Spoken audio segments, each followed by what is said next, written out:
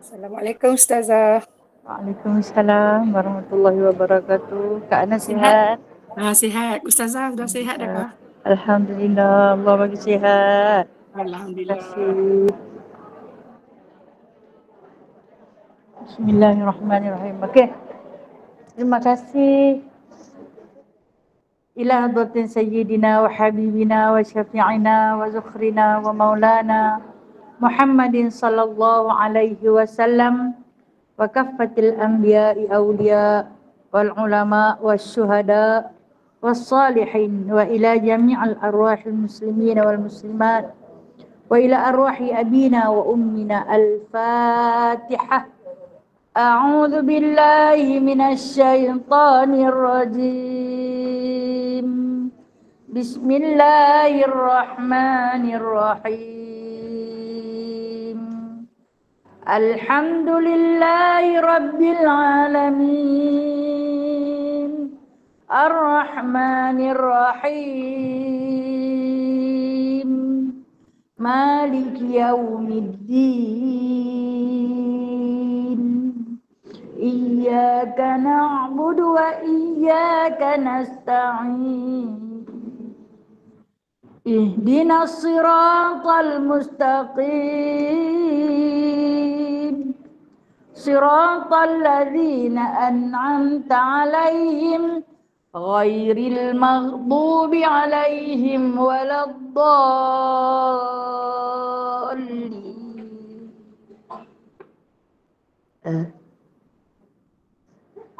A'udzu billahi minasy syaithanir rajim. Bismillahirrahmanirrahim. Alhamdulillahilladzi anzala 'ala 'abdihil kitaba wa lam yaj'al lahu 'iwaja. قيما لينذر بأسا شديدا من لدنه ويبشر المؤمنين الذين يعملون الصالحات أن لهم أجرا حسنا ماكثين فيه أبدا وينذر الذين قالوا اتخذ الله ولدا ما لهم به من علم ولا لآبائهم كبرت كلمة تخرج من أفواههم إن يقولون إلا كذبا فلعلك باخع نفسك على آثارهم إن لم يؤمنوا بهذا الحديث أسفا إنا جعلنا ما على الأرض زينة لها لنبلوهم أيهم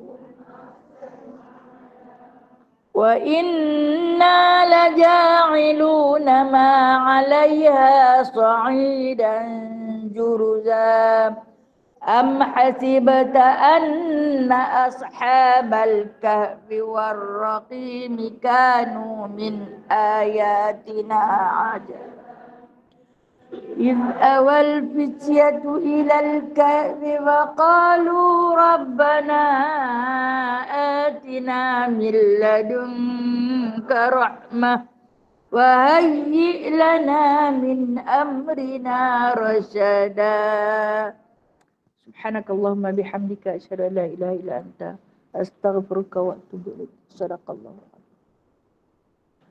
Allahumma salli ala sayyidina Muhammad wa ala ali sayyidina Muhammad. Allahumma salli ala sayyidina Muhammad wa ala ali sayyidina Muhammad. Allahumma inna naj'aluka fi nuhuri a'daina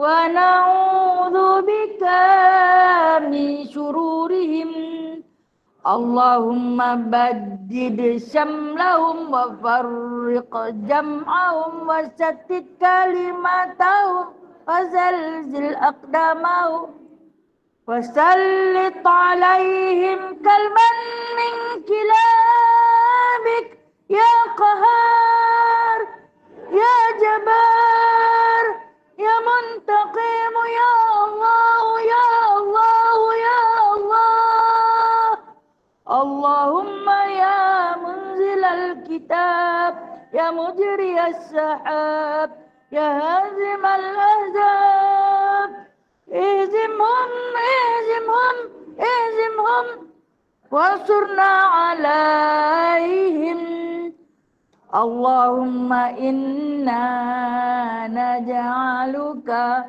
fi nuhuri a'daina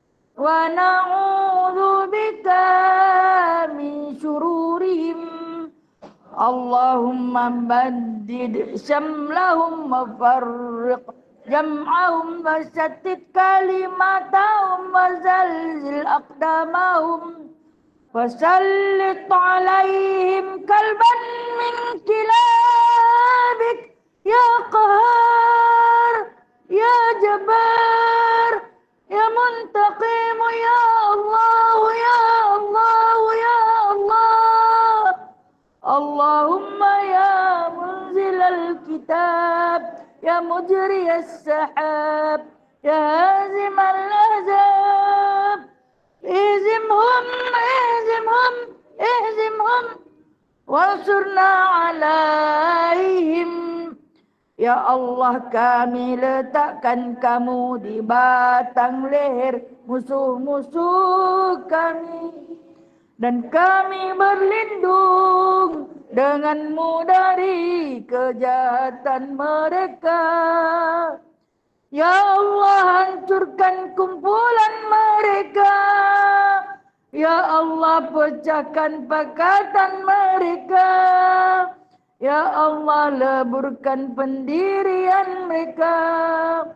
Ya Allah, musnahkan langkah mereka. Cengkamkan anjing-anjingmu kepada mereka. Ya Allah yang Maha memaksa.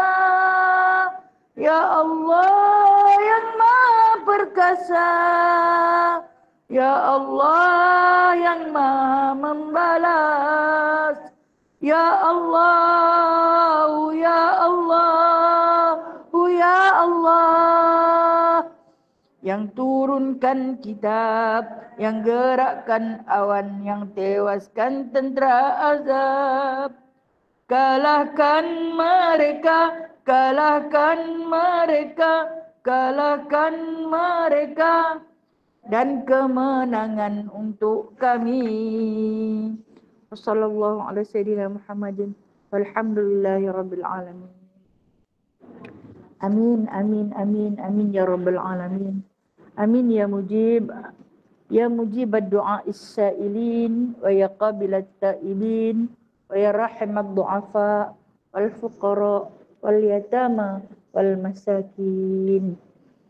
A'udzu billahi minasyaitonir rajim. Bismillahirrahmanirrahim.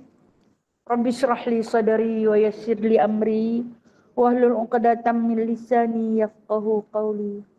Allahumma shalli ala sayyidina Muhammad wa ala ali sayyidina Muhammad. Rabbi yassir wa la tu'assir. Rabbi tamim bi khair ya karim. Subhanaka la ilma lana illa ma 'allamtana. Innaka antal alimul hakim. Innaka antas sami'ul alim. Innaka antat tawwabur rahim. Amma ba'du, ya ibadallah. Alhamdulillah, sahabat-sahabat yang dirahmati Allah, saya rafa'kan setinggi-tinggi puji dan syukur kehadrat Allah. Allahu Azza wa Jalla, Allahu Jalla Jalalah, Allahu Subhanahu wa Ta'ala. Dengan izin dan limpah kurnia daripadanya, kita dapat lagi bersama-sama bagi menyambung perbincangan daripada tafsiran surah Al-Ma'idah, yang mana insya-Allah kita akan sambung pagi ini ayat yang ke-17 daripada surah Al-Maidah, juzuk yang ke-6, surah yang ke-5. Ayat yang ke-17, juzuk ke-6, surah ke-5. Kita baca dulu nak. A'udzubillahi minasyaitonirrajim. Laqad kafara alladhina qalu innallaha huwal masih ibnu Maryam. Qul faman yamliku minallahi syai'a in arada an yuhlikal masih ibnu Maryam wa ummuhu wa man fil ardi jami'a walillahi mulkus samawati wal ardi wa ma bainahuma yakhluqu ma yasha' wallahu ala kulli syai'in qadir. Wa qalatil yahud wan nasara nahnu abna'ullahi wa ahibba'uh. Qul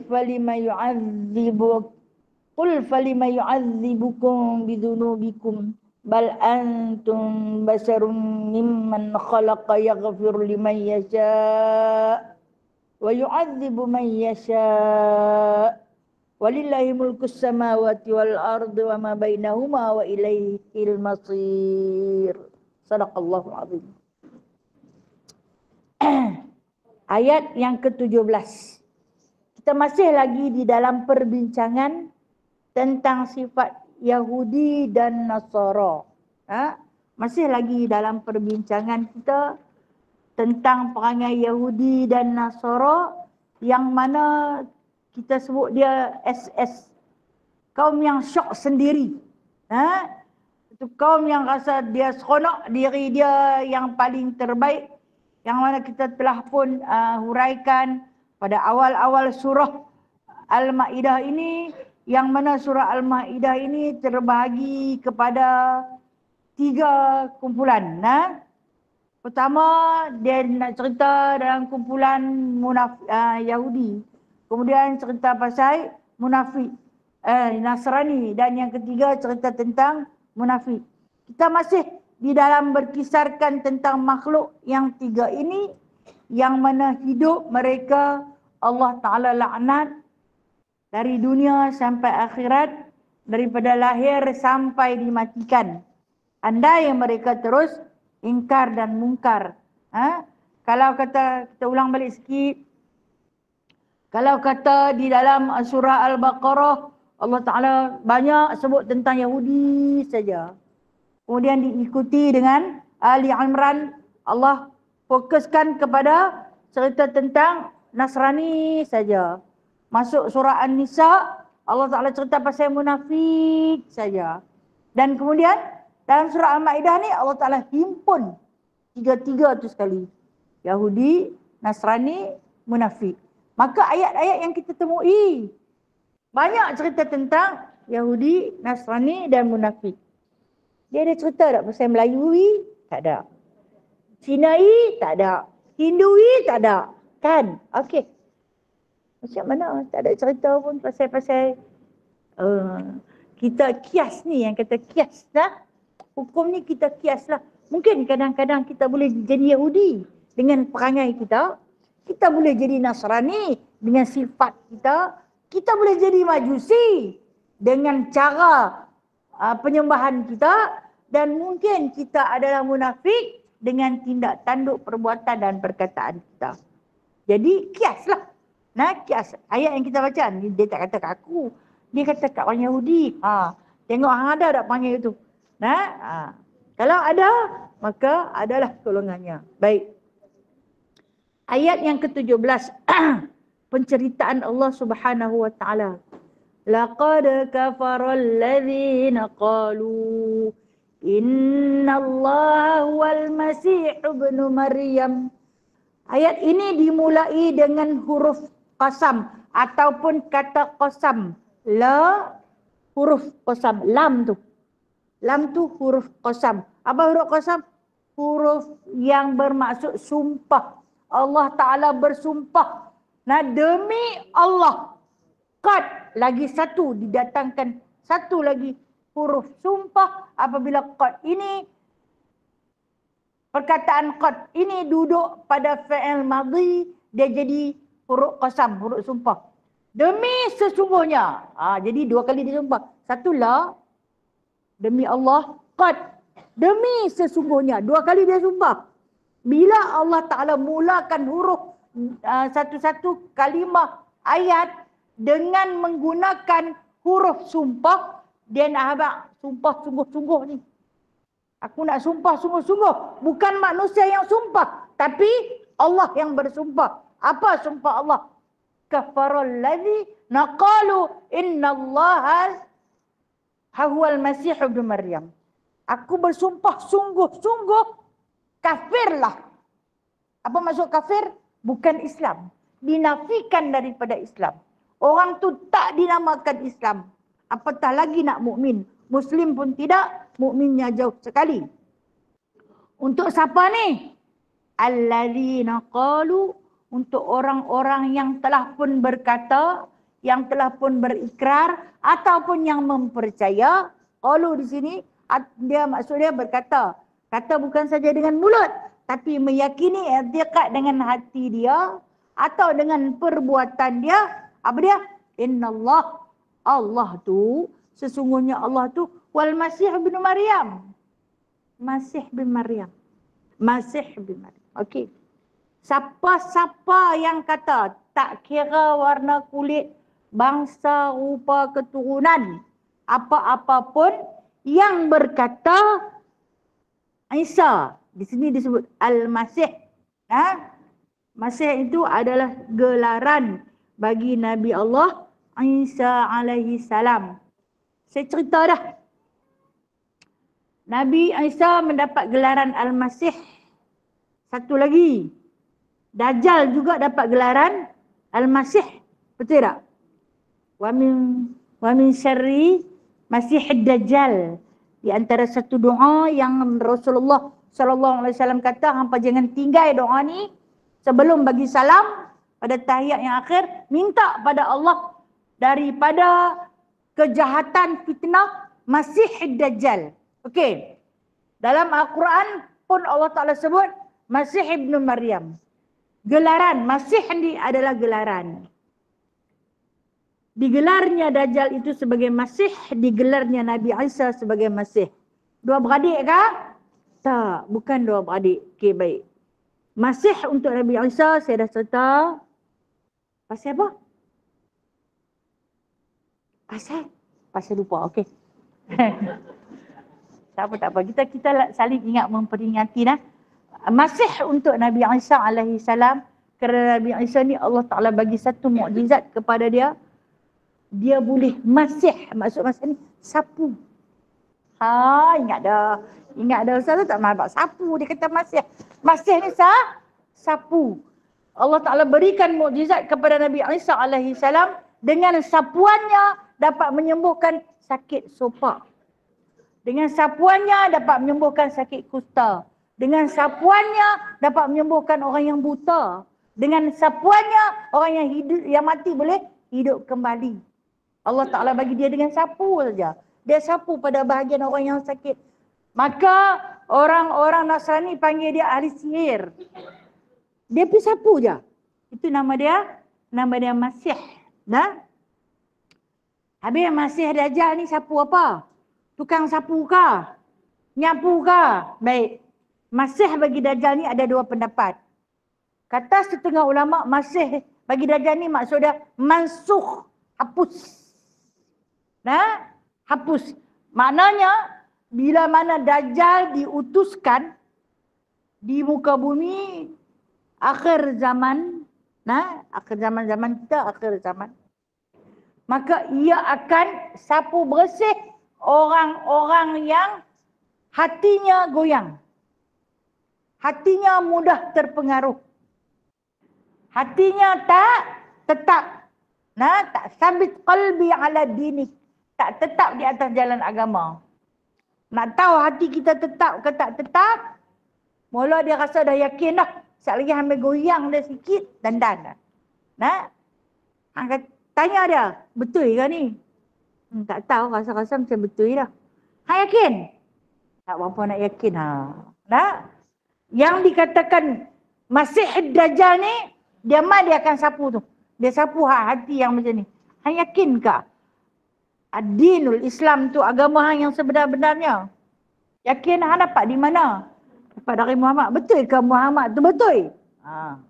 Nah, bila ditanya diasap pertanyaan dengan berbagai-bagai fitnah yang dibawa, maka dia dapat menghapuskan, memasukkan keimanan dalam hati manusia. Ketika ini kata Nabi SAW, orang mukmin pun elak jangan jumpa dengan dia. Mukmin tu dah sah dia muslimin. Nah, muslimin yang mukmin. Kalau sekat orang Islam jumpa dia memang ikut. Kata Rasulullah, orang mukmin pun elakkan jumpa dia. Kalau jumpa dia pun mungkin boleh ikut. Mungkin boleh ikut.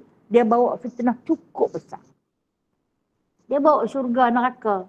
Dia bawa mak ayah yang berupa bentuk kita.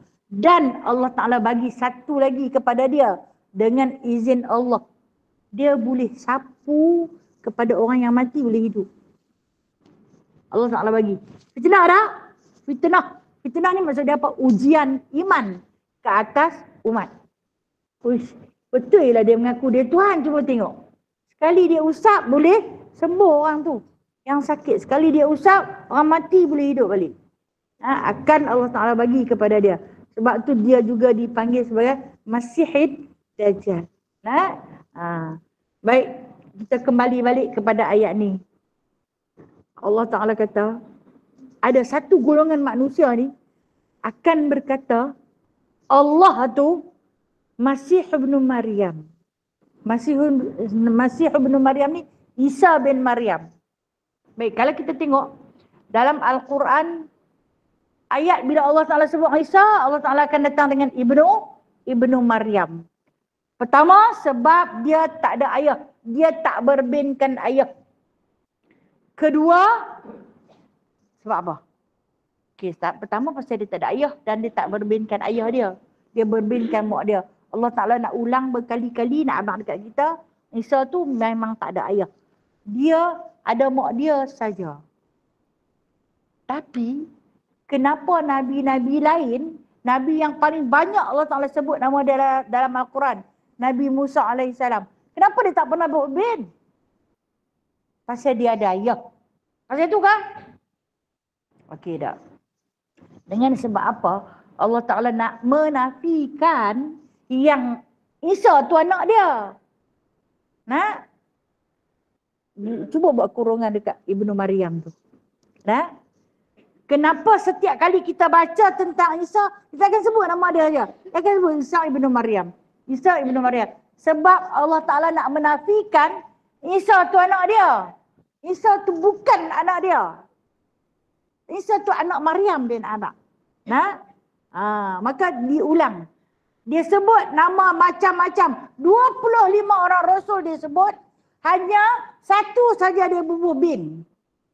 Hak lain semua 24 lagi dia tak bubuh bin. Bahkan kekasih dia, Nabi Muhammad SAW pun dia tak bubuh bin.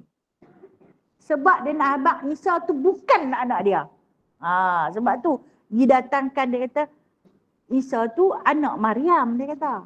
Bukan anak aku. Hampa kata dia Tuhan. Hampa mengaku dia Tuhan. Baik, kita tengok orang Nasrani.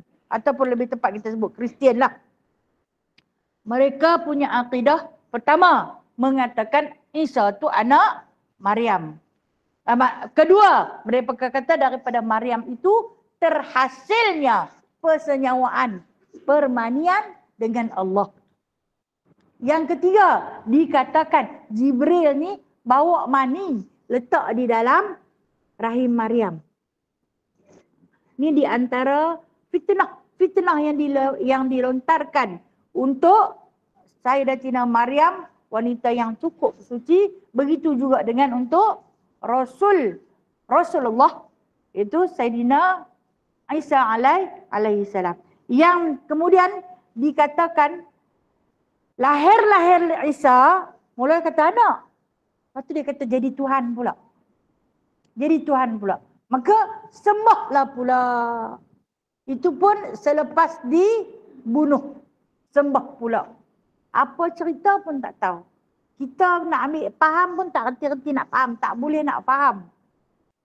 Cara akidah ataupun pegangan hidup mereka, kepercayaan mereka ni, dalam-dalam duk mengaku anak Tuhan, dah pergi kata Tuhan. Tu kata Allah, innallaha huwal masih ibn Maryam. Mereka kata dah, Allah tu Isa. Dia masuk dalam rahim Maryam. Dia beranak mai keluar. Pening tak? Awak tak pening. Allah Ta'ala nak nafikan. Ini penafian Allah. Qul. Allah Ta'ala kata kepada Rasulullah SAW. Kalau kita bahasa Melayu utara kita kata, habak kat dia apa? Qul, kata Allah, katakan olehmu wahai Muhammad. Faman yamliku minallahi syai'a.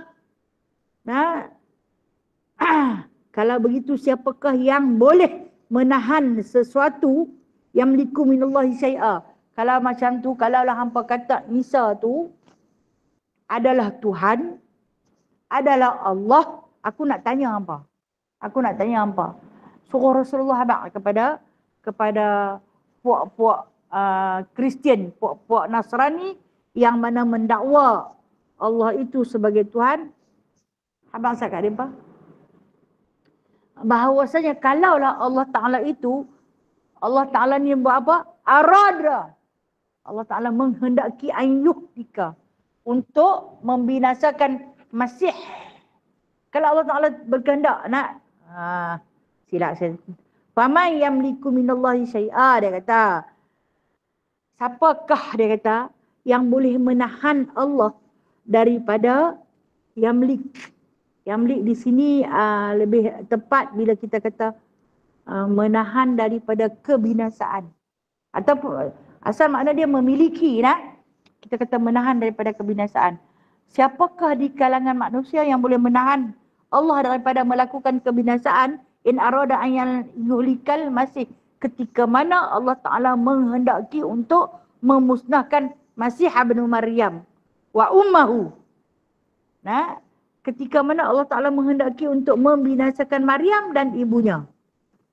Dan kata Allah, wa man fil ardi jami'a, dan apa yang ada di atas muka bumi ini semuanya. Baik. Ayat ni berbentuk satu hujah.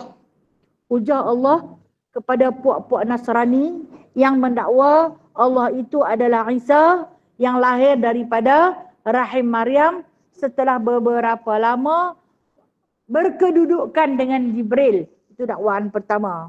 Yang kedua, dikatakan Isa itu ialah Allah yang lahir daripada rahim Maryam setelah roh Allah tu masuk di dalam roh Isa, maka bersatu lahir menjadi Tuhan. Itu dakwaan mereka. Maka kata Allah, kalaulah Isa tu Tuhan, hang tanya sat dekat depa, hang kata sat dekat depa, wahai Muhammad, aku ni nak binasakan muka bumi. Aku nak bagi rosak muka bumi. Aku nak membinasa, nak bagi mati semua orang. Boleh tak siapa-siapa nak halang aku? Kalaulah Isa tu Tuhan, dialah patut halang aku.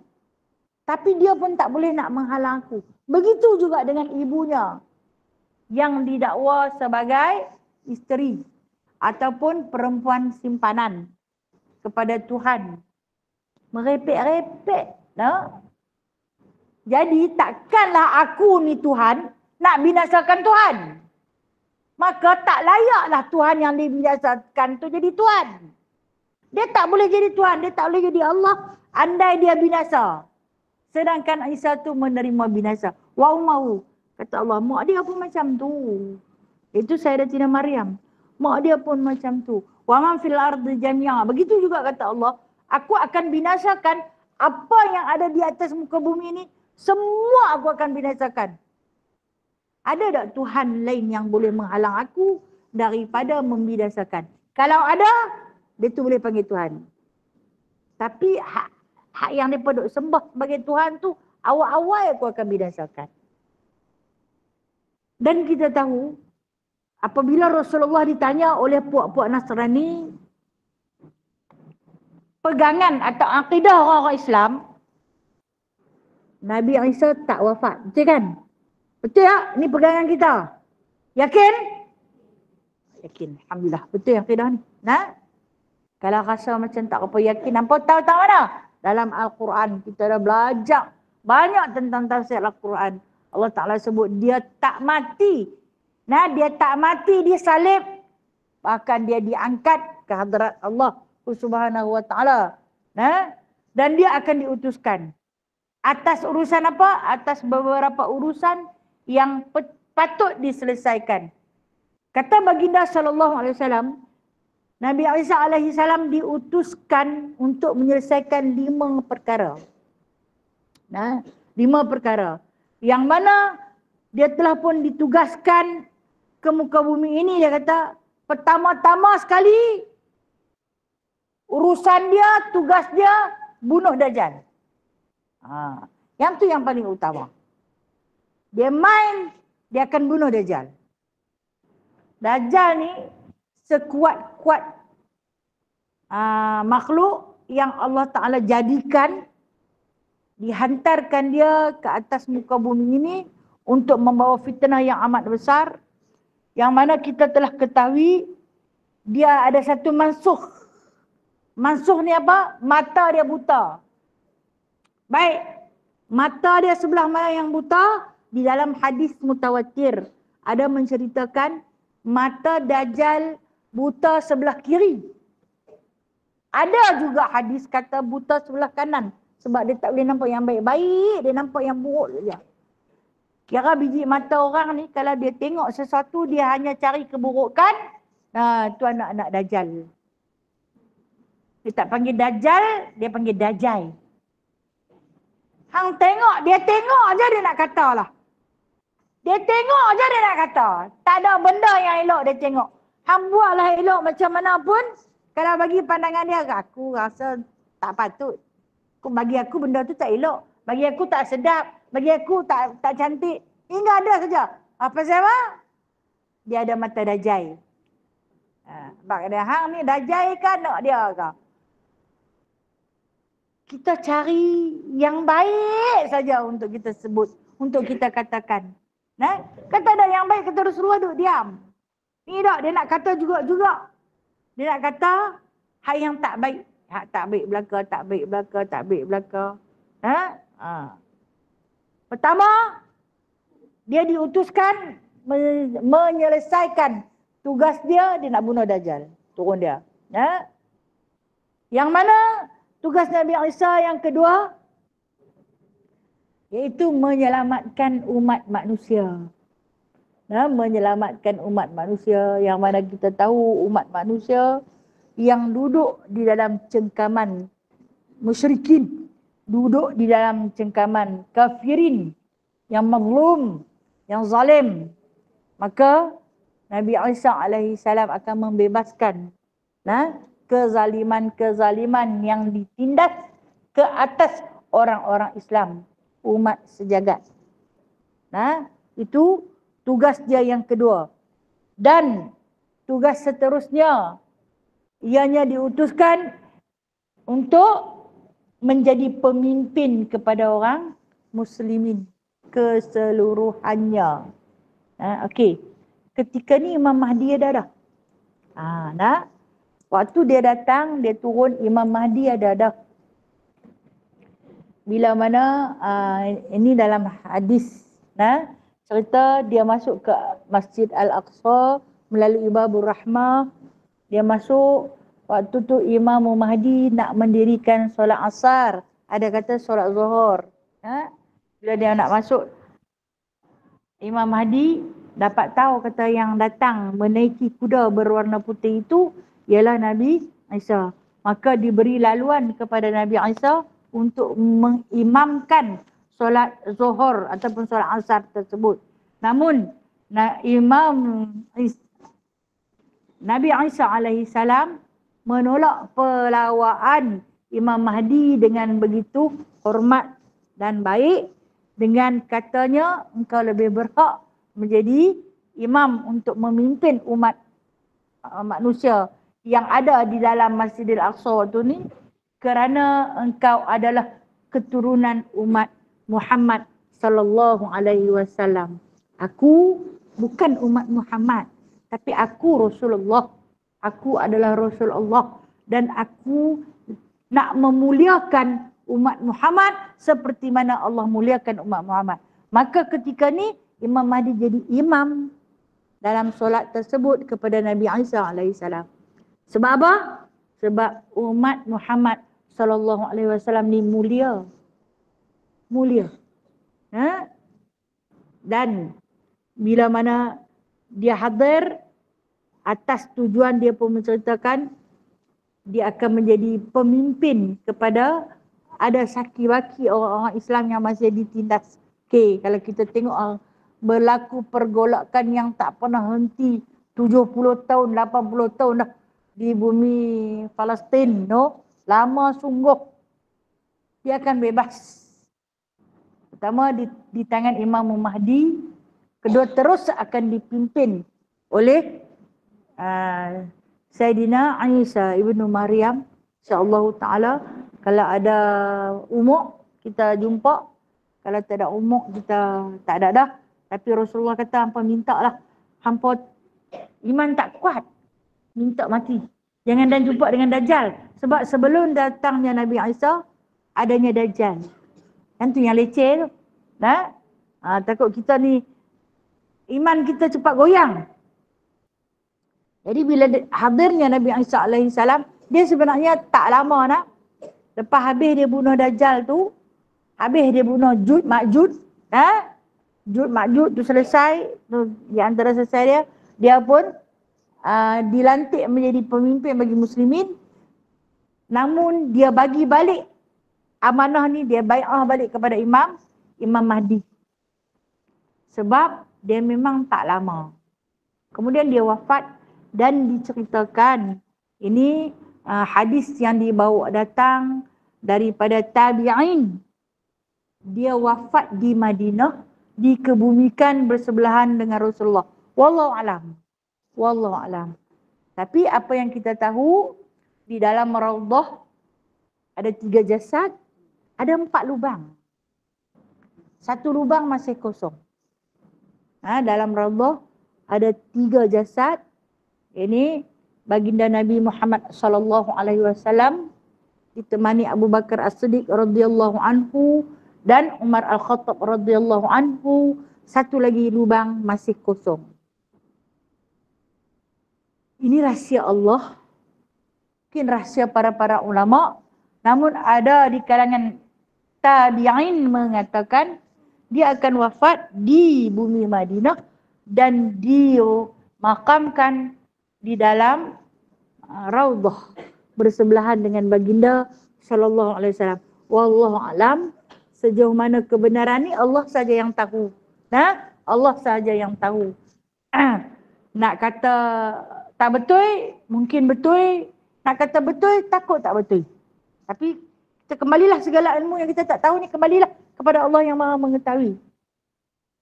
Jadi tugasnya yang ketiga saya sebut tadi untuk memimpin, menjadi pemimpin kepada orang Islam. Tugas dia yang keempat iaitu dia datang sebagai satu tanda kiamat yang besar. Dia nak bagi tahu kepada umat manusia yang mana hari ini adalah tanda kiamat yang paling besar dengan hadirnya dia. Dengan kehadiran dia. Saat ini disebut Kaabah tak lagi ditawaf. Kaabah dah diruntuhkan. Wallahu a'lam. Ni hadis Rasulullah ni Kaabah diruntuhkan. Kenapa Kaabah diruntuhkan? Kerana umat manusia terlalu ikut Dajjal. Sampai kepada tahap Kaabah diruntuhkan bila tak ada yang dah tawaf Baitullah. Okey, kita dapat khabar ni, khabar sahih. Arab dah dimasukkan ke bumi Arab kan, yang Rasulullah punya haram lah, tak bagi masuk sebab dia raja bagi segala maksiat. Kan Arab ni raja bagi segala maksiat. Rasulullah awal-awal sekali sebelum Rasulullah halau orang kafir daripada masuk tanah haram, daripada duduk di tanah haram, Rasulullah haram dulu Arab. Ha? Lepas Rasulullah haramkan arak, baru Rasulullah usir orang-orang kafir daripada duduk di dalam tanah haram. Hari ini orang kafir dah masuk ke tanah haram. Arak juga dibawa masuk dah ke bumi Arab, tapi akan makin lama makin dekat lah. Makin lama makin dekat, makin lama makin dekat. Jadi bila berlakunya sikap yang sedemikian, maka tak mustahil sampai kepada satu masa manusia dah jadi hilang keimanan. Dah tak beriman. Yang tinggal hanya kufar munafik belaka. Itu siapa yang nak tawaf Baitullah? Nah, dia buat bagi jadi susah. Bagi jadi susah. Sampai apa tak boleh pi. Lah ni kalau pi ke Madinah, kalau masuk Raudhah, kalau hang dah bisa masuk sekali, tahun depan orang masuk sekali lagi. Nah, dia bagi 12 bulan sekali je masuk. 12 bulan sekali je masuk. Tak boleh masuk selalu-selalu. Waktu dulu, kalau kita pergi buat umrah, hang nak masuk pagi petang, hang masuk pagi ni. Pukul 9, pukul 7, 8 nak masuk. Hari malam, insya masuk pula. Esok masuk pula lagi tak kelak. Kalau pergi buat haji kan duduk sampai 9, 10 hari. Masuk hari-hari sehari 2 kali pun. Nak masuk, hang masuk. Lah ni, sekali tu saja. Tu pun tengok aplikasi nusuk. Kalau hijau, hang masuk. Kalau tidak dihalau, hang keluar macam tu. Agenda ni agenda orang Islam ni sebenarnya. Tapi perancangan yang nombor 1 daripada Yahudi dan Nasara. Kita buat sampai mereka tak boleh masuk. Ha? Secara halus. Tak nampak. Mana ada orang Yahudi yang masuk main duk merintah? Tak ada. Bagi orang mereka juga buat. Bagi di kalangan orang mereka juga. Habis itu kita akur. Ha? Kita akur. Sebab kita takut. Kan? Ini agenda mereka. Mereka akan buat sampai kepada saat tu. Sampai siapa pun tak mampu dah payah sangat banyak. Sangat undang-undang hak tu tak boleh, hak ni tak boleh, hak ni tak boleh. Kemarin seorang guru saya, muda lah. Umur dia 27, dia dapat panggilan haji tahun ni. Tapi kesian, dia kena reject. Muda lah. Kalau dah kata umur 65 ke atas, apa kata tak boleh pasal tua sangat. Penyakit banyak, sehari tak larat berjalan, itu ini, apa punya tapir kan. Kemudian hak yang ni umur dia 27. Muda lah kan. Dia kata dia ni penyakit tak ada, dia kata. Tapi bila pergi buat medical check up, tengok darah putih dia tu banyak sikit daripada darah merah dia. Apa nama penyakit tu? Doktor tahulah. Thalassemia, bukan leukemia tau. Leukemia yang banyak tu. Thalassemia. Tapi tak banyak, sikit lah dia kata. Kemudian dia ni suruh pantang. Dia punya pantang lah dia kata. Tak mau nak naik juga dia kata. Lepas tu sampailah kemarin dia kata. Dia pergi lagi dengan harapan nak dapat habis. Sikit senang kalau ni ingat senang nak dapat habis kan. Last doktor tu kata kat dia lah ni macam ni lah. Kalau kata nak pergi juga, pergi ambil package 70,000. Pasal apa boleh? Saya kata, agenda ni sebenarnya agenda Nasrani, Yahudi dan Munafiqin. Nah, kita tak salah. Saya kata saya tak salahkan tabung haji. Kita tak salahkan doktor dah. Nah, tapi adalah agenda hak nombor 1 tu. Lepas tu dia kata, saya tanya dia, boleh ke tak boleh ni? Dia kata, doktor kata tak boleh. Tapi dia nak buat juga. Dia nak buat macam mana? Okey. Kena bayar pula. Okey, bila kita bayar, apa jadi? Rasuah tak? Nak buat ibadah tu? Kan? Nak dapat sekali ya kot seumur hidup. Punya susah. No? Punya susah ya Allah ya Tuhanku. Inilah di antara penyebab nak berbetulan dengan hadis Rasulullah yang kata sampai kepada satu saat ni, Kaabah orang tak bertawaf dah. Payah orang nak pergi, biar orang pergi lain. Senang. Susah sangat. Hak tu tak kena, hak ni tak kena. Hak tu tak boleh. Dengan alasan, dengan alasan pasal apa tau? Kok sat lagi dia pening tak larat jalan di sana. Dah. Umur 27 saya kata muda tu nah, muda. Kalau aku tu orang sa'i berjalan dia boleh sa'i berlari lah. Kan? Beda hak yang umur 60 70 ni herok ingat senang nak sampai. Tak bagi cukup 7 pusingan tu lah. Kalau saya lah herok jugalah nak bagi selesai nah. Tapi tengok hak yang cergas pun tak pergi. Tu hak yang menabung sikit-sikit berpuluh tahun dapat panggilan. Umrah pun tak mau pi, duk tunggu nak pi haji. Pasal apa haji ni besar, dapat haji dapat umrah. Umrah pun tak mau pi. Tengok dapat, tak boleh umur 70. Tak boleh juga. Tak? Sian. Ni yang cerita pakcik ni, dia kerja dia kayu basikal. Pagi-pagi kayu basikal. Pi beli ikan, bawa balik mai. Pi beli ikan, balik mai. Sampailah isteri dia meninggal waktu COVID. Tunggu tak panggil. Umur dia lah ni dah ada 82. Tapi dah cergas lagi kayu basikal. Baru ni pergi buat rayuan. Tunggu dulu pakcik. Pakcik tahun 20, 40. Hush. Umur aku 80, 20, 40. Kira 100 lebih. Dia kata hang rasa aku nak ada lagi tak? Tapi kuasa Allah boleh. Tidak nak? Saya kata tak apa. Saya kata pakcik boleh kayu basikal sampai umur 100 lebih. Amin lah dia kata macam tu. Ni beli ikan kayu duduk dalam harga basikal. Dah? Dia kata buatlah rayuan kita ni. Dia kata takut-takut mati. Awak pula tak boleh. Tidak umur 80 lebih tu kan serah daripada Allah. Sampai saat dia kata main tik dah kalau umur 100 lebih ni. Nah? Okey, ini di antara penyebab saya nak kata. Penyebab yang akan datangnya Dajjal bawa fitnah. Dajjal dia bawa mai fitnah dia. Nah, kita ni sedang tak sedap. Kita duduk dalam dunia yang penuh dengan fitnah. Betul? Betul tak? Terima kan? Ya, kita sedang duduk dalam dunia. Cuma sebiji Dajjal yang kita tak nampak lagi. Nah?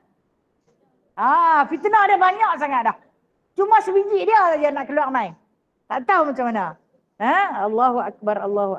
Takutnya. Baik. Itu saya kata yang keempat kah? Nah, yang keempat kan? Tanda kedatangan dia, tanda besar berlakunya kiamat. Dan kemudian tugas dia yang kelima. Tugas dia yang kelima iaitu untuk menyeru kepada akidah tauhid. Tugas dia yang kelima. Menyeru kepada akidah tauhid. Mana dia nak pergi habaq kepada puak-puak Nasrani yang selama ni duk menuhankan dia, yang duk kata dia tu Tuhan, yang duk kata dia tu Allah, dia nak pergi habaq dekat mereka. Aku Isa, bukan Allah. Aku bukan Tuhan. Yang hampa duk sembah aku. Selama-lama ni yang hampa duk jadikan aku sebagai Tuhan. Dia akan datang. Itu agenda kelima dia. Aku Isa, anak Maryam. Aku bukan Tuhan. Dia nak menghadap dengan pendeta-pendeta Nasrani. Yang kita duk tengok padri-padri besar daripada usul, duk arak tu kan. Dia nak pergi jumpa dia tu. Nak membersihkan akidah seluruh umat manusia yang mengaku dia itu sebagai Tuhan. Ramai ni. Ramai. Dia nanti akan menghadapi dah. Akan terima kenyataan dia tu Isa dan dia bukan Tuhan. Itu yang dikata dia Al-Masih. Dia nak sapu bersih segala syirik yang ataupun fitnah tentang diri dia. Dia difitnah tau. Dia difitnah sebagai Tuhan. Kenapa orang Kristian kata dia ni anak Tuhan? Okey. Pasal dia tak ada bapa. Dia kata kalau aku tak ada bapa, Adam tak ada bapa. Bahkan Adam alaihi salam tak ada mak, tak ada ayah. Betul kan? Dia lagi layak jadi Tuhan. Tak ada mak, tak ada ayah. Allah Ta'ala berkuasa untuk mencipta manusia. Tak ada mak, tak ada ayah. Boleh jadi Nabi Adam alaihi salam. Ada mak, tak ada ayah. Boleh jadi. Siapa dia? Ada mak, tak ada ayah. Isa alaihi salam. Kemudian ada ayah, tak ada mak. Ada ayah, tak ada mak. Hawa. Kan Hawa dicipta daripada rusuk Adam alaihi salam. Adalah ayah dia. Tapi tak ada mak. Tak ada ibu yang melahirkan dia. Jadi kata Allah, aku boleh buat. Aku boleh buat apa yang aku nak buat. Cuma manusia ni, dia tengok, dia terfikir dengan logik akal dia, dia terima yang inilah jadi Tuhan. Tak apalah kita bagilah yang inilah jadi Tuhan. Ini penafian Allah. Kalaulah hampa kata Isa tu sebagai Allah, sebagai Tuhan, aku ni nak hapuskan dunia, aku nak musnahkan dunia, aku nak binasakan dunia, dan aku nak binasakan Isa serta mak dia. Ada tak siapa nak boleh halang aku? Dia kata tak ada siapa yang boleh menghalang aku. Dan kata Allah lagi, bukan saja aku nak binasakan dunia ni, aku akan binasakan seluruh apa yang ada di muka bumi. Ada tak siapa yang boleh nak halang aku? Siapa pun tak boleh halang aku. Kemudian kata Allah, walillahi mulkus samawati wal ard wa ma bainahuma. Milik Allah lah segala kerajaan yang ada di langit. Bukan ayah pen. Ayah pen kerajaan di langit kan? Milik Allah lah segala kerajaan yang ada di langit dan juga di bumi. Wa ma bainahuma. Dan apa yang ada di antara langit dan bumi. Okey, apa yang ada di antara langit dan bumi? Makhluk yang kita duk nampak ni lah. Matahari ada di antara langit dan bumi ke melekat di langit? Antara. Matahari, bintang, bulan. Dia duk antara nah. Kita cuma nak tengok dia kena langut ke langit. Langut ke langit. Baru kita nampak. Tapi dia bukan melekat di langit. Kerana di langit tu ada lagi kerajaan Allah.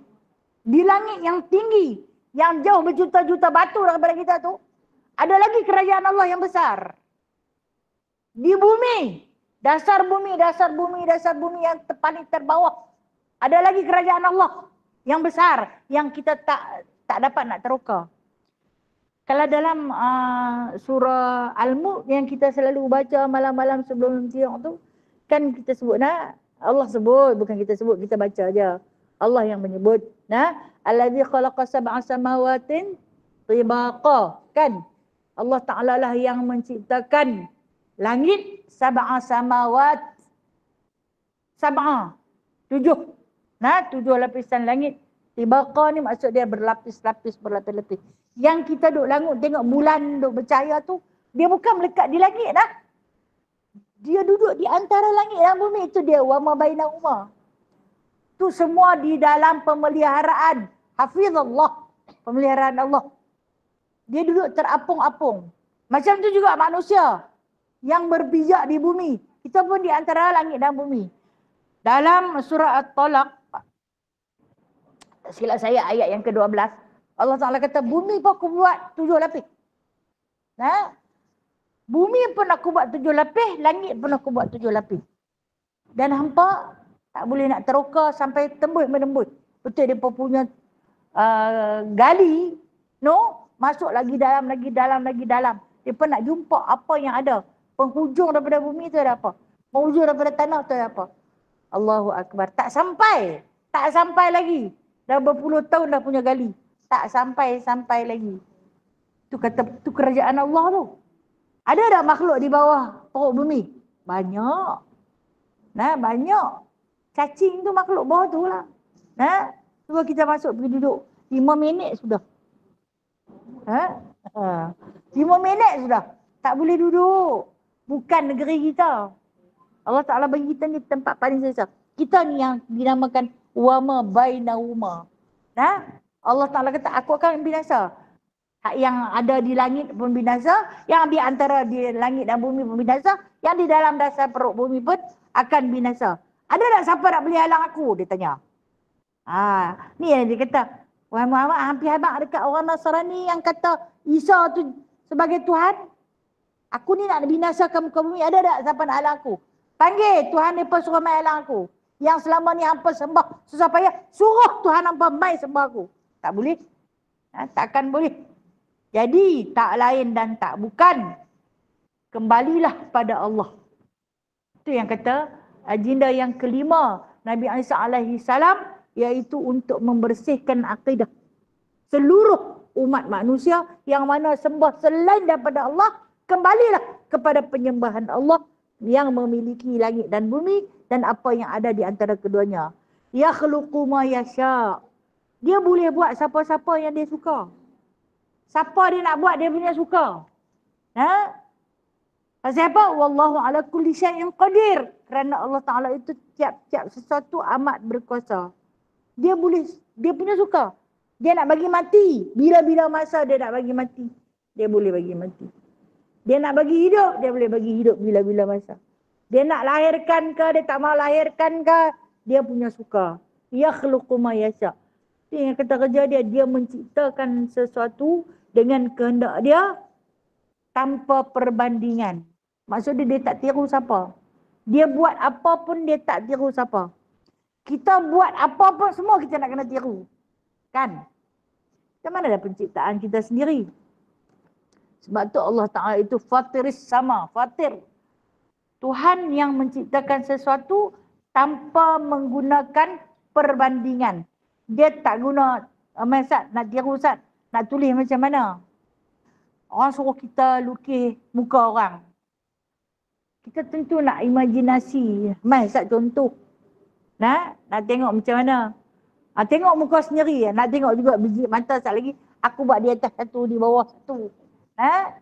Ni kata yakhluqu ma yasha ni. Cerita Allah Ta'ala tu, dia buat, dia menciptakan sesuatu tanpa ada pembandingan kerana Allah Ta'ala itu di atas tiap-tiap sesuatu. Baik, tiap-tiap sesuatu ni, ulama usuluddin mengartikan yang dinamakan sesuatu ni debu. Tahu debu? Kita debu ni kita tak tahu besar mana kan. Yang kita tahu kita pergi celet, kita nampak ada kotoran itu kita panggil debu. Tapi Allah Ta'ala punya penelitian halus khabirnya Allah Ta'ala itu, setiap satu butir debu tu dia tahu apa kerja dia. Tang mana duduk dia. Mai ikut mana. Kita pernah duk perisi sebutir debu. Hang mai daripada mana? Hang terbang daripada negeri mana? Tak. Kita cuma nampak tempat tu berdebu. Tang sini berdebu. Tengok sampai lekat. Kita hanya tahu yang tu. Kita tak tahu butiran setiap satu butir debu. Ini kata ulama usuluddin. Allah Ta'ala sebut syai' ni. Allah Ta'ala punya kuasa atas tiap-tiap satu debu pun dia punya urusan. Kita ada urusan. Kita tak tahu apa. Kita tak tahu apa. Okay, sikit lagi nah. Saya kena ambil masa sikit ni. Wa qalatil yahudu wan nasara. Yang ni ayat syok sendiri. Okay. Tulis bila kalau baca rasa seronok. Wa qalatil yahudu wan nasara nahnu abna'ullahi wa ahibba'uh. Dakwaan. Telah berkata orang-orang Yahudi dan orang-orang Nasrani, nahnu abna'ullah. Kami ini anak-anak Allah. Wa ahibba'uh, dan kami ni kekasih-kekasih Allah. Ni yang dikatakan ayat ni ayat syok sendiri. Allah Ta'ala nak hampuk mereka ni. Konon mereka mengaku mereka ni anak-anak aku. Allah Ta'ala nak kata kepada Rasulullah sallallahu alaihi wasallam, orang Yahudi dan orang Nasrani dengan bangga dirinya, dengan penuh takabur dan ujub, mengatakan mereka ni anak aku. Sedangkan Allah lam yalid walam yulad. Tak beranak dan tidak diperanakkan. Macam mana puak-puak ni mengaku? Pasal apa mereka mengaku? Sebab mereka ni dipanggil Asy'abul Mukhtar. Mereka ni yang berbangga pada keturunan. Sy'abul Mukhtar ni orang yang berbangga pada keturunan. Kami ni golongan terpilih, keturunan terpilih. Para nabi, para rasul. Semua datang daripada keturunan kami. Keturunan apa? Bani Israel. Dia Sy'abul Mukhtar yang berbangga dengan keturunan. Okey. Zaman kita lah ni ada tak yang berbangga dengan keturunan? Jangan jadi Yahudi dan Nasrani. Jangan jadi Yahudi dan Nasrani. Aku ni keturunan tok nenek moyang aku hantu. Aku ni Tun Teja pasal tu cengih. Tak usah berbanggalah dengan keturunan. Berbanggalah dengan agamamu. Berbanggalah dengan Rasulmu. Berbanggalah dengan kitabmu. Berbanggalah Allah sebagai Tuhanmu. Kalau yang jenis berbangga dengan keturunan ni, ni jenis manusia ni. Jenis manusia Yahudi dan Nasrani, kata Allah kepada Rasulullah sallallahu alaihi wasallam, depa sampai mengaku depa ni anak-anak aku. Maksud anak-anak di sini yakni keturunan yang dipilih oleh Allah Ta'ala untuk dilantik menjadi Rasul. Dia kan tolak Nabi Muhammad sallallahu alaihi wasallam. Jadi Muhammad, amal bawa apa? Hang keturunan siapa? Jadi dia tak terima. Wa ahibba'u, kami ni kekasih dia. Memanglah para rasul semua kekasih Allah. Keturunan. Bukan semestinya keturunan itu menjaminkan kesejahteraan hidup di negeri akhirat. Hanya amal dan takwa juga yang menjadi pilihan Allah Subhanahu Wa Taala. Ni dia mengaku kami ni kekasih Allah. Kita berani mengaku kita kekasih Allah? Berani tak mengaku? Nak tanya ni. Berani tak mengaku? Okey, nak mengaku tapi malu. Mau tapi malu. Kalau ditanya kamu kasih pada Allah, kasih. Kasih sangat pada Allah. Kasih sangat. Dialah yang menciptakan aku, menjadikan aku, memberi makan aku, memberi minum aku, memberi nafas kepada aku banyak. Maka dengan sebab itu ku sembah dia. Tanpa pernah jemu, tak pernah rasa penat, tak pernah rasa lelah. Aku terus menyembah dia kerana aku kasih kepadanya. Mengharap agar dapat menjadi kekasihnya. Memanglah tak layak. Tapi kasih kan? Okey. Berani tak mengaku jadi kekasih dia? Malu. Perasaan malu itu hadir dalam diri kita kerana rasa tawaduk, rendah diri. Dosa banyak. Nak mengaku kata nak jadi kekasih dia malu. Tapi lebih senang mengaku sebagai hamba. Itu senang mengaku kan? Rasa macam level kita lah. Level kita lah. Patut jadi hamba. Nak jadi kekasih ni hak duduk dekat dengan dia. Pandang para nabi dan rasul. Orang-orang yang muqarrab dengan Allah. Mereka adalah kekasih para awliya. Sementara kami hamba berdosa. Tang manalah duduk? Tempat hamba. Tang mana? Okey. Sebenarnya hamba ni darjat dia tinggi tau. Darjat hamba Allah. Hamba di sisi Allah. Darjat dia paling tinggi. Para awliya. Duduk pada darjat tu. Jadi bila mai makhluk ni mengaku, kata mereka ni kekasih Allah dan yang paling dicintai oleh Allah, Allah Ta'ala kata, Qul, habaq sak kat mereka wahai Muhammad. Tadi mengaku jadi Isa tu sebagai Allah. Ni dia mengaku pula, kami lah yang jadi anak-anak Allah ni, yang dia sayang sangat. Kata Allah, Qul, katakan olehmu ya Muhammad, jawab dekat mereka, falima yu'adzibukum bidunubikum. Kata Allah Subhanahu Wa Taala, tanyalah kalau macam tu. Mengapa ia menyiksa kamu dengan sebab dosa-dosa kamu? Falima yu'adzibukum, kalaulah hampa mengaku hampa ni anak-anak dia, hampa ni kekasih dia, pasal apa dia sentiasa yu'adzibukum? Didatangkan dengan fi'il mudhari'. Yu'adzibu. Yu'adzibu ni tak didatangkan dengan azaba. Azaba fi'il madhi. Tetapi didatangkan dengan fi'il mudhari' pasal dia nampak orang-orang Nasrani dengan orang-orang Yahudi ni yu'adzibukum. Mereka ni sentiasa akan diazab. Sentiasa akan diazab oleh Allah Ta'ala bidunubikum dengan sebab dosa-dosa mereka. Okey. Apa azab yang mereka terima? Dalam Al-Quran Allah Ta'ala selalu melaknat mereka. Semasa hayat mereka. Kita jumpa beberapa ayat Al-Quran yang Allah Ta'ala sumpah Yahudi dan Nasrani. Kunu qiradatan khasiin. Jadilah kamu qiradah. Apa dia? Kera. Beruk. Monyet. Dan yang sama waktu dengannya. Kemudian Allah Ta'ala sumpah lagi mereka. Jadi khinzir. Khinzir itu apa? Babi. Allah Ta'ala sumpah. Dalam Al-Quran. Allah Ta'ala sumpah. Kalau mereka tak jadi semasa hidup, tapi perangai mereka macam kera, macam babi. Suka makan najis. Babi suka makan najis. Yahudi dengan Nasrani suka makan najis. Alah, bangkai itu najis. Bangkai itu najis. Arak itu najis tak? Arak itu najis. Mereka suka makan. Benda-benda yang kita orang Islam, ada yang halal, ada yang haram. Kita dah belajar dah awal, dia cerita tentang halal kan. Surah Maidah kan, Nabi hampa ni tak sama dengan Yahudi dan Nasrani. Sesuatu yang halal, nampak ayam tu halal. Tapi oleh kerana tak disembelih, jadi haram. Bila haram jadi najis. Bila jadi najis, orang yang makan najis ni, maka ia adalah golongan babi. Nah, kemudian yang dikatakan kera. Okey. Kera ni Allah Ta'ala yang cipta, kita tak boleh hina dia. Tapi Allah Ta'ala nak perangai tu. Tak boleh tengok benda elok. Kan ada istilah pepatah Melayu macam kera dapat bunga.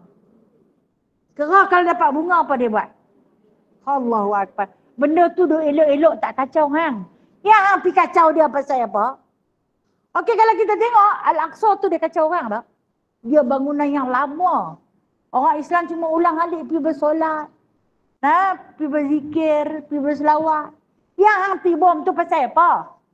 Hang kera lah. Ini yang kata azab Allah Ta'ala tu berterusan kepada mereka sampai kiamat. Dia pun tak aman sebenarnya.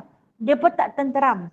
Lo ni kan cerita mereka ni tentera-tentera Israel kena penyakit. Mereka kena penyakit kulit. Susah baik penyakit tu. Dia makan sampai ke tulang. Tak harus sebut. Dia lebih bersifat seperti sibih kusta.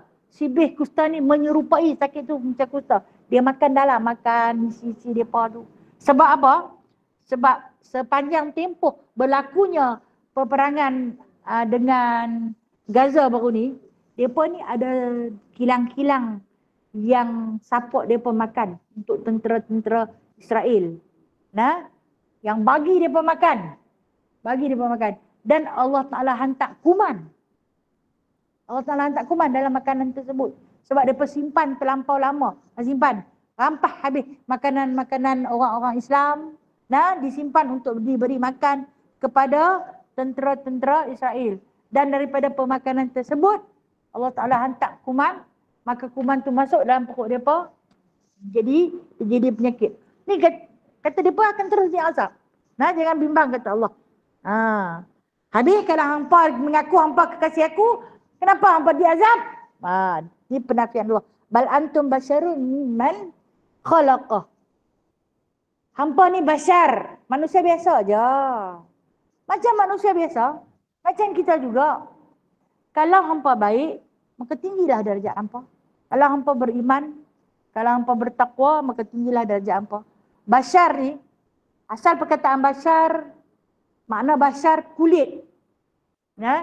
Allah Ta'ala letak satu perkataan kepada manusia ni, nama basyar, kulit. Kenapa diletakkan kita ni dipanggil Allah Ta'ala panggil kita basyar? Okey, dalam makhluk hidup, hanya manusia yang nampak kulit. Binatang tak nampak kulit. Betul kan? Binatang ditumbuhi bulu. Pasal tu dia pun tak pakai seluar dalam pun tak apa. No, maaf cakap. Maaf saya sebut kucing. Tetek dia dah berapa? 8. Bukan 6. Saya dah kira dah. Tak gaduh pakai bra banyak-banyak. Sebab Allah Ta'ala lindungi dia dengan bulu. Kita ni basyar. Basyar ni maksud dia kulit. Kalau tidak jenuh nak pakai sampai 8. Cuma nak bagi tahu. Daripada mana datang perkataan basyar ni? Basyar ni nama dia kulit. Kulit ni hanya sahaja Allah Ta'ala ciptakan satu-satu makhluk bernama manusia yang nampak kulit lebih banyak daripada bulunya. Tak dinafikan. Ada manusia berbulu. Tapi tak adalah lebat. Macam gorila tu kan. Okey, orang hutan tu bukan manusia kan? Orang kan? Tapi dia bukan manusia kan? Kan bulu dia lagi panjang-panjang kan? Dia bukan manusia. Yang bulu rumah banyak tu pun ada juga tempat-tempat yang nampak bahagian bulunya. Mungkinlah kalau ada tak banyak seperti mana yang disebut basyar. Basyar ni maksudnya. Okey, kita kembali balik pada ayat ni. Kata Allah, Nasrani dan Yahudi tak sedap megah sangatlah. Hampa ni manusia biasa saja. Mimman khalaq. Macam mereka yang aku buat. Sama je. Walaupun hampa keturunan Bani Israel, hampa tak sedap syok sendirilah dengan keturunan hampa sama je. Macam keturunan yang lain-lain. Dan kata Allah, yaghfiru liman yasha wa yu'adzibu man yasha. Aku suka akulah, aku nak ampunkan siapa yang aku kehendaki dan aku boleh azab siapa yang aku kehendaki. Ini kerja Allah. Dia boleh mengampunkan dosa-dosa orang dan dia juga boleh mengazabkan orang. Siapa-siapa yang dia kehendaki. Mintalah pada Allah nak, minta dengan sebanyak-banyaknya agar kita diampunkan atas segala dosa. Memang dosa banyak. Kadang-kadang rasa malu nak minta pengampunan pada Allah pasal banyak sangat. Boleh kalau dia nak ampun aku ni banyak sangat dosa. Boleh. Nah, dia punya kerja. Dan dia ulang balik ayat yang sama dengan ayat yang di atas. Walillahi mulkus samawati wal ard wa ma bainahuma wa ilaihil masir. Dia kata milik dialah, nak. Milik dialah, walillah.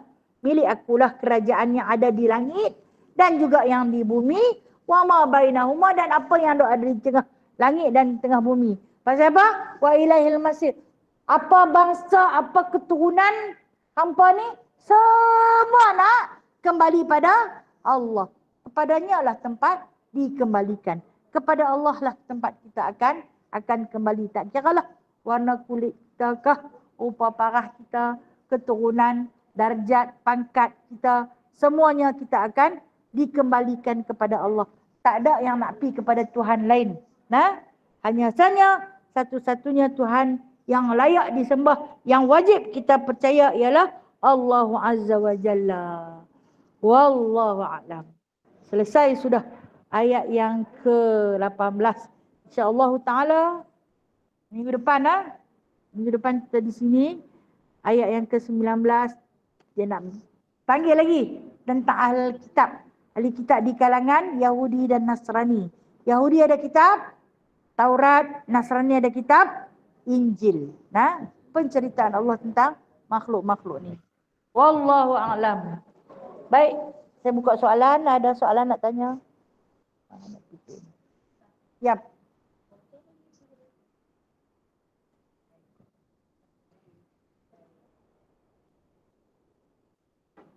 Saya tak berani sebab saya tak ada khabar yang betul-betul sahih.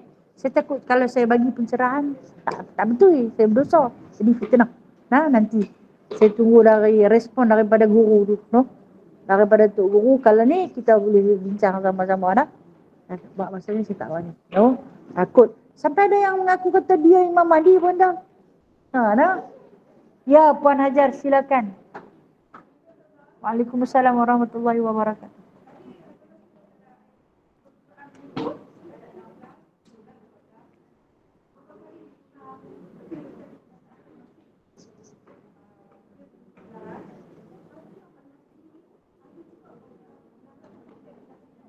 Okey. Adakah Al-Masih ni ada gelaran untuk para nabi yang lain? Al-Masih ni kalau nak mengikut daripada Al-Quran, Allah Ta'ala bagi kepada Nabi Isa alaihi salam saja. Walaupun baginda sallallahu alaihi wasallam pun ada Masih dia. Tapi Allah Ta'ala tak sebut kepada dia Masih. Dalam Al-Quran Allah Ta'ala sebut bagi dekat dia satu, bagi dekat Dajjal satu. Kedua-duanya akan hadir pada masa akhir zaman ketika mana fitnah berleluasa. Maka dengan sebab itu Allah Ta'ala cerita dalam Al-Quran. Dua-dua ni Masih. Dia akan bawa Masih. Cuma hamba kena beza. Pandai beza. Satu Masih yang menyebut Ibnu Maryam. Satu lagi Masih yang disebut sebagai Ad-Dajjal. Hamba kena beza. Satu baik, satu jahat. Sebab tu disebut untuk dua aja. Okey.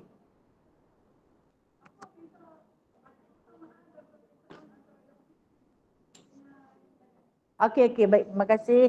Apa dia perbezaan antara Ya'jud, Ma'jud dan apa dia perbezaan di antara Ya'jud dan Ma'jud dan Dajjal? Apa dia beza? Kedua-dua ini makhluk perosak. Kedua-duanya perosak. Cuma beza dia, Dajjal merosakkan akidah, merosakkan kepercayaan, merosakkan pegangan kita, keyakinan kita. Dajjal ni dia makan dalam. Sementara Ya'jud dan Ma'jud dia merosakkan apa juga yang dijumpa. tumbuh-tumbuhan, pembinaan, rumah-rumah, bukit bukau. Itu perbezaan antara dua makhluk ni. Nah, tu yang kata sebab apa yang dipenjarakan Ya'juj dan Ma'juj ni berlaku pada zaman Sayyidina Allahumma salli ala sayyidina Zulkarnain. Nah, berlaku pada zaman Sayyidina Zulkarnain. Dalam Al-Quran surah Al-Kahfi dia cerita bila dia sampai di satu negeri yang mana penduduk dia tak pandai nak cakap Arab lah. Arab pun tak boleh. Kalau kita kata cakap Melayu lah. Cakap bahasa yang aku tak pernah dengar, kata Nabi Zulkarnain. Aku tak pernah dengar. Tak faham apa yang dia berkata-kata. Tapi ada di kalangan mereka tu ada seorang laki-laki yang boleh berbahasa yang difaham oleh Nabi Zulkarnain. Bagi tahu kami ni ada dua jenis makhluk yang duk kacau kami, yang memusnahkan. Okey. Zaman tu, zaman Zulkarnain ni, orang-orang ketika itu buat rumah di lereng-lereng gunung, di tengah-tengah lereng gunung. Nah, singgah sana yang elok. Kemudian di belakang gunung tu ada bukit yang hijau, tumbuh-tumbuhan yang subur, sungai yang mengalir. Jud Ma'juj ni tugas dia merosakkan tanaman, habis dia makan. Bukit-bukit bukau yang ada pohon-pohon hijau, habis dia runtuh. Sungai-sungai yang mengalir jernih, yang menjadi sumber makanan dan minuman untuk makhluk manusia, binatang dan tumbuh-tumbuhan pun habis dia kacau. Okey, kalau kita perhati balik, Jud Ma'juj zaman kita ni macam ada. Hak yang duk runtuh bukit, hak yang duk kambus laut, kan? Hak yang duk bagi merosak sungai, seolah-olah macam ada. Dan apabila menerima aduan yang sedemikian, Allah Ta'ala sebut kepada Nabi Zulkarnain, aku serah kepada engkau. Hana azab, hana ampunkan. Tapi Allah Ta'ala datangkan ilham, penjarakan. Lalu dipenjarakan. Itu Jud Ma'juj. Yang mana Rasulullah sebut dalam hadis dia, zaman 1500 tahun yang lalu dia kata besar ni dah. Daripada tebuk lubang, dah besar ni dah. Nah, mungkin terkeluar atau dia nak main rupa macam mana, wallahualam. Yang ni yang tak boleh bagi jawapan. Mana-mana ulama kata dia nak main, dia tu ada sayap. Ada kata dia kuku dia panjang, tak tahu macam mana. Kau keluar dah main, dia merosak tu. Wallahualam. Yang Dajjal pula, dia satu dia. Dia mempunyai pengikut dia. Pengikut dia di kalangan musyrik, pemuzik dan penyanyi. Saya tak kata penyanyi-penyanyi Malaysia yang, saya tak kata. Ini daripada hadis Nabi SAW. Okey, kita ni gila dekat penyanyi tu, penyanyi itu. Terus ada gila sangat. Takat-takat anak seronok tak apa. Sekadar berhibur sebentar. Tidak mengapa. Jangan lebih-lebih. Takut jadi pengikut Dajjal. Dia membawa fitnah tentang akidah. Bukan kerosakan duniawi, tetapi kerosakan akidah. Kerosakan akidah lagi dahsyat. Lagi dahsyat. Itu dia. Baik, wallahualam. Ya, Kak Faridah, silakan. Kak Faridah.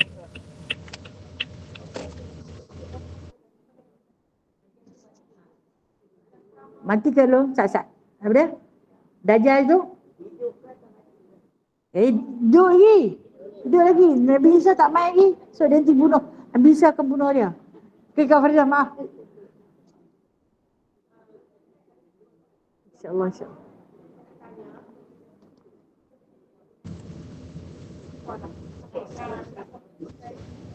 Okay.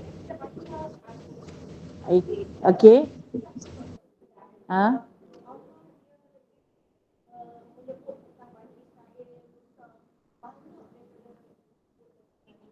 Okay.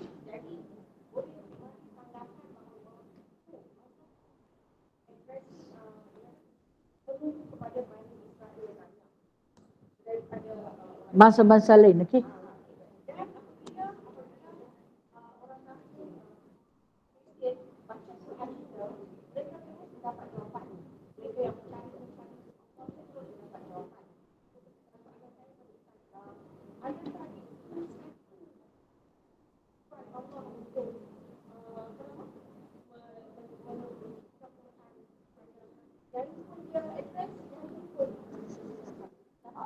Okey, baik. Terima kasih nah. InsyaAllah saya cuba bagi pendapat nah.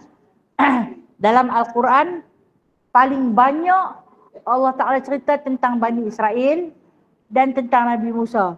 Kenapa Bani Israel dengan Nabi Musa tu begitu dekat? Begitu dekat. Pertama, Nabi Musa memang dia di kalangan Bani Israel. Nah, dia adalah keturunan Bani Israel. Dan kenapa paling banyak Allah Ta'ala cerita? Kerana para rasul semuanya daripada keturunan Bani Israel. Bermakna Bani Israel ni memanglah kaum yang bangsa yang dipilih oleh Allah untuk menerbitkan para rasul. Nah, tetapi bukan semua jahat. Yang jahat tu Yahudi dan Nasrani, Bani Israel. Nah, kemudian apabila para kita panggil ahli kitab lah, buka Al-Quran, bila dia baca Al-Quran, dia temui cerita tentang Bani Israel, dia akan dapat satu jawapan. Nah, dia akan dapat satu jawapan. Bani Israel ni bukan semua jahat. Pengikut Nabi Allah Musa alaihissalam bukan semua jahat. Kan? Di kalangan Bani Israel. Kalangan Rasul-Rasul pun mana ada jahat? Mereka semua kekasih Allah pun daripada keturunan Bani Israel. Jawapan yang mereka perolehi itu membuktikan bahawasanya Allah Ta'ala ni dia nak kita ni semua jadi Islam. Apa bangsa? Dia tak sebut Melayu pun. Dalam Al-Quran dia tak sebut Melayu, dia tak sebut Jawa, dia tak sebut Siam, dia tak sebut. Tapi dia sebut Bani Israel.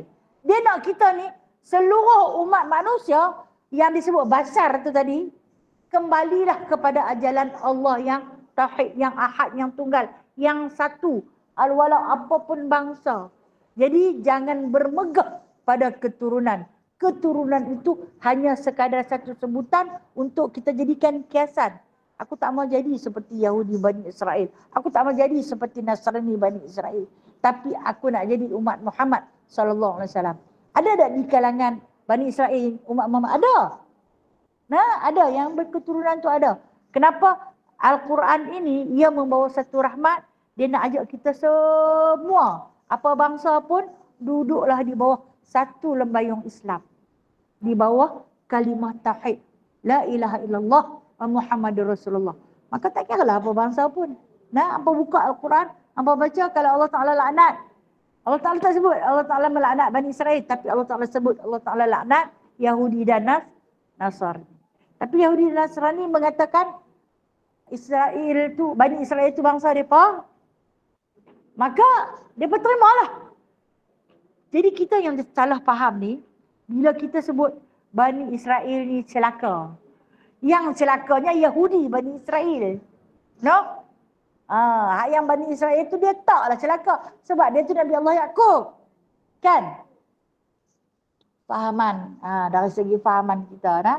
Jadi bila orang kafir yang buka, orang, saya kata pendeta lah, kalau dia buka dia akan jumpa lah.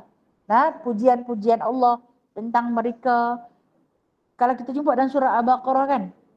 Nah, Allah Ta'ala panggil, wahai Bani Israel, uzkuru ni'matallah.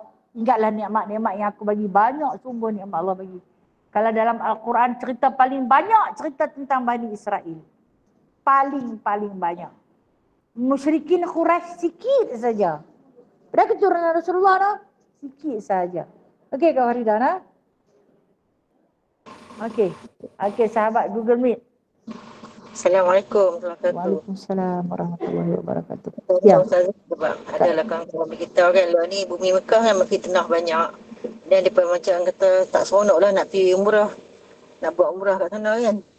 Tu macam mana pandangan ustazah kita nak bagi kita macam mana? Okey, baik. Lah ni bumi Mekah ditimpa fitnah banyak. Betul? Nah, betul kalau kita tengok hari ni dia ditimpa fitnah yang amat banyak. Fitnah daripada orang yang bawa api lah. Yang daripada bumi Malaysia yang duduk ambil gambar kan, yang jual produk di Kaabah, buat macam-macam lah saya kata.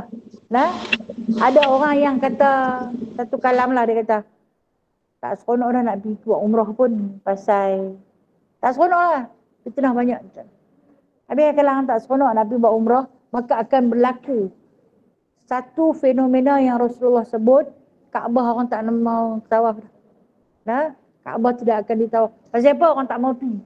Pasal orang tengok benda yang tak patut dilihat berlaku. Dulu kalau orang pergi, dulu kita tengok kalau orang pergi ke Mekah balik memang betul-betul. Nah, habis. Clear. Orang nanti sampai panggil, dia tu Mak Haji, dia tu Pak Haji. Orang memang orang cukup respect. Kan? Nah, hak yang tak pakai tudung tu Haji sangkut atas kapal terbang. Kan?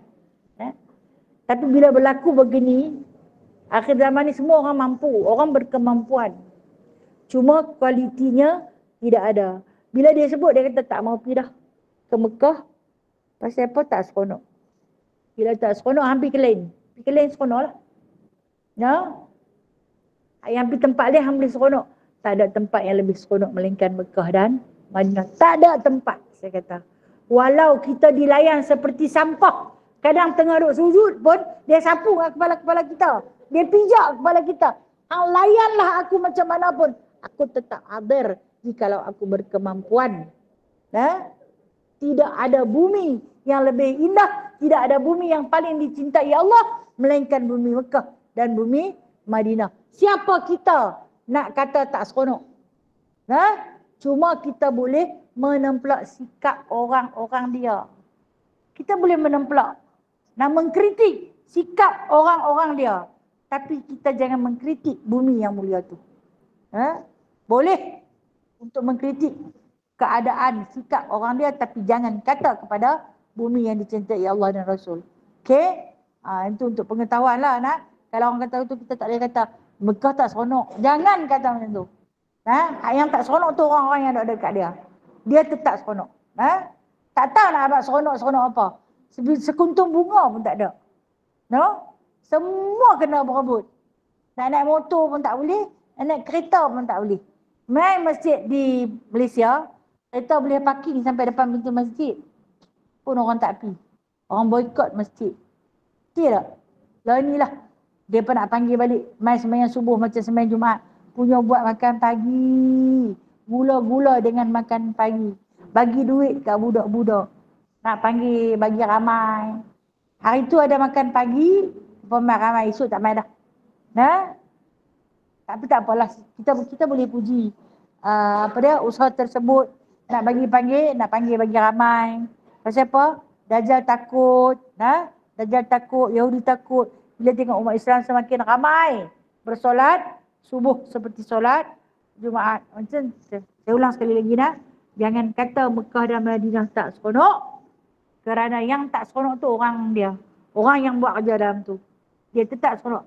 Kita tengok Rasulullah dulu. Apa pun kembali kepada sejarah Rasulullah nak.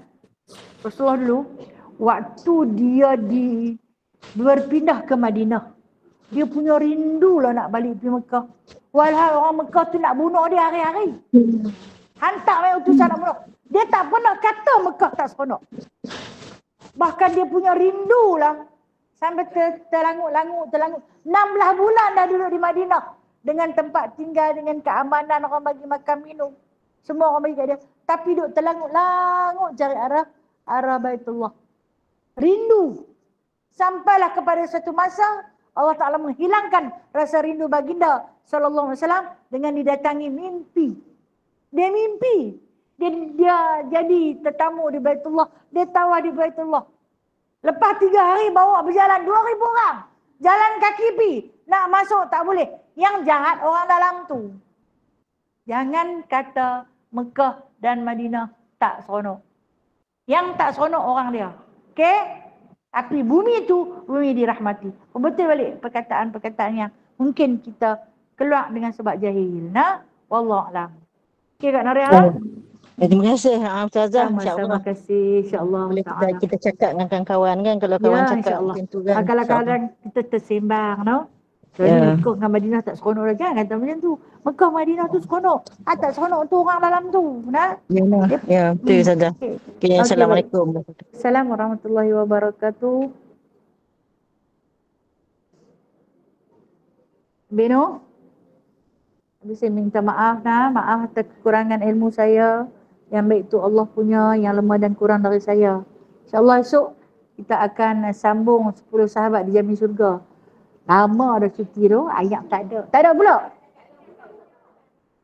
Oh, tak ada ayat pula dah? Tak ada. Hari ni tak ada pula ke? Oh, kalau, okey. Kalau tak ada ayat, cuti. Ni Ustazah. Ya. Jinah Abdullah. Sebenarnya paik tu mereka dah siap pasang dah. Mereka tengah dalam proses dah ahli ayat. Mereka dah siap dari jadual lah. InsyaAllah lah, mudah-mudahan mereka try pasang tu mungkin dah boleh lah kot. Tengok lah kan bagaimana. Assalamualaikum Ustazah. Ya, waalaikumsalam Kak Ina. Esok ada insyaAllah. Esok kita buat kuliah. InsyaAllah. Ini berita sahih. Ini berita sahih daripada pengerusi wanita Surau Nur Hidayah. Esok ada data. Ada ke tak ada kaya? Esok ada. Kak Ina cakap, okey? Yang ni yang dapat kita dah dapat dulu kan. Yang hari tu tak dapat. Ini kabar sahih, okey? Okey, terima kasih Kak Ina. Okey, sama-sama. Okey, Assalamualaikum. Assalamualaikum warahmatullahi wabarakatuh. Okey, kita sudah dulu dah. A'udzubillahi minasyaitonirrajim. Bismillahirrahmanirrahim. Alhamdulillahirabbil alamin hamdan katsira, hamdan yuwafi ni'amahu wa yukafi'u mazidah. Ya Rabbana lakal hamdu kama yanbaghi li jalali wajhikal karim wa 'azimi sultanik. Allahumma zidna ilman nafi'a wa fahman wasi'a wa rizqan halalan tayyiba wa amalan mutaqabbala wa taubatan nasuha wa tijaratan lan tabur. Ya musabbibal asbab, ya fatihal abwab, ya sami'al aswat, ya qadiyal hajat, ya mujibad da'awat. Ij'alna minan najihin, fansurna fa innaka khairun nasirin, waftah lana fa innaka khairul fatihin, waghfir lana fa innaka khairul ghafirin, fa innaka khairul rahimin, warzuqna fa innaka khairul raziqin, wahdina wa najjina minal qawmidh zalimin. Allahumma ansur lil muslimina wal muslimat fi Filastin wa fi Gaza wa fil Al-Aqsa. Allahumma harir Al-Aqsa ya Allah. Allahumma harir Al-Aqsa ya Allah. Allahumma harir Al-Aqsa ya Allah. Wa sallallahu ala sayyidina Muhammadin walhamdulillahi rabbil alamin. Taqabbalallahu minkum. Taqabbal ya karim. Terima kasih semua. Assalamualaikum warahmatullahi wabarakatuh. Waalaikumsalam warahmatullahi wabarakatuh. Sallu ala Nabi sallallahu alaihi wasallam.